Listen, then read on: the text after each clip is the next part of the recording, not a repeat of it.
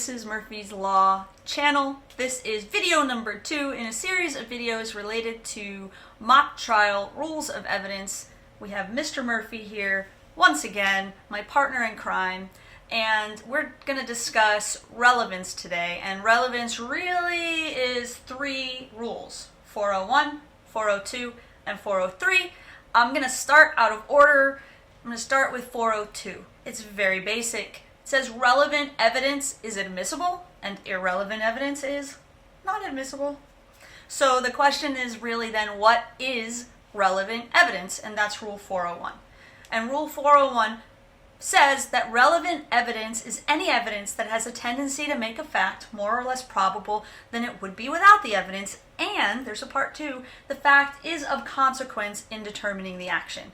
So those lawyer big words, so I'm going to break it down. Explain what that means. More or less probable just means more or less likely. It just helps you decide whether you think something more likely happened than not, or as part of being convinced that it happened beyond a reasonable doubt. Right.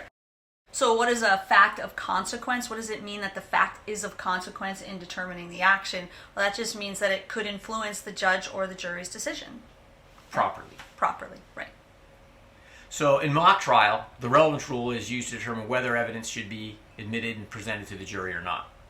Right, so one example would be witness testimony. So if a witness testifies that they saw the defendant at the scene of the crime, well, that would be relevant because it makes it more likely that the defendant was involved in that crime. Could also apply to physical evidence. So a similar example, let's say an article of clothing that we can establish was found at the scene of the crime has the DNA of the defendant on it. Right, would make it more likely that the defendant had some connection to that crime scene. So the question probably on your minds is, well, how do I respond to a relevance objection? Like, objection, Your Honor, relevance. Well, the first thing you're going to do is say, Your Honor, may I respond? And when and if the judge says you may respond, you're going to recite the rule. Your Honor, relevant evidence is any evidence that has a tendency to make a fact more or less probable than it would be without the evidence, and the fact is of consequence in determining the action. And then what you're going to do is explain to the judge why that particular fact makes a fact more or less probable and why it's of consequence in determining the action. Now, sometimes even relevant evidence can be excluded for a number of reasons. For our discussion today, there's Rule 403, which says that if the probative value of the evidence is substantially outweighed by a danger of unfair prejudice, is the big one, confusing the issues, wasting time, that it can be excluded, even though it may have some probative value. Right, so probative value is how much does that piece of evidence help prove a fact or support a fact. A high probative value is it strongly supports a fact. Low probative value means it strongly doesn't support a fact. It has a weak connection to anything of importance in the case. Right, so quickly going over just the meaning of the unfair prejudice, confusing the issues, we'll quickly just give a definition. Unfair prejudice is that something can unfairly sway, bias the jury against a particular party, for example. So it might make you have negative feelings about that person, but it doesn't show that they're more or less likely to have committed the crime or be liable to the other party. It just shows there's something about them that might evoke a strong response. Right.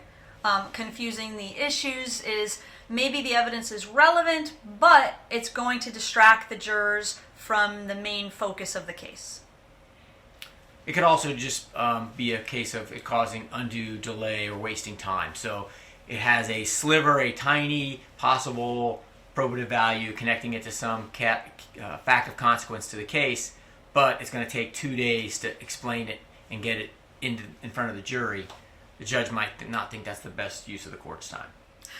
The other one is misleading the jury. So perhaps it potentially leads a juror to reach a wrong conclusion about a fact in the case.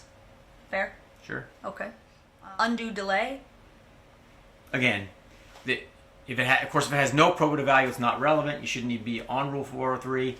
But if it has a little tiny sliver of relevance, but it's going to make the trial in real life 2 days longer. In the case of a mock trial, it might be 20 minutes longer for a relatively unimportant thing. That's when you might cite the rule. and which is also, it goes along with wasting time, another part of that rule. And the final one is cumulative evidence, and that's cumulative, is just keeps piling on and on. It's like if you have 20 witnesses testifying about the same fact over and over and over again, like, we don't need 20 witnesses to tell you the same thing over and over again. That's cumulative evidence. Exactly. The 20th one doesn't add anything that you didn't get 10 witnesses ago. Right.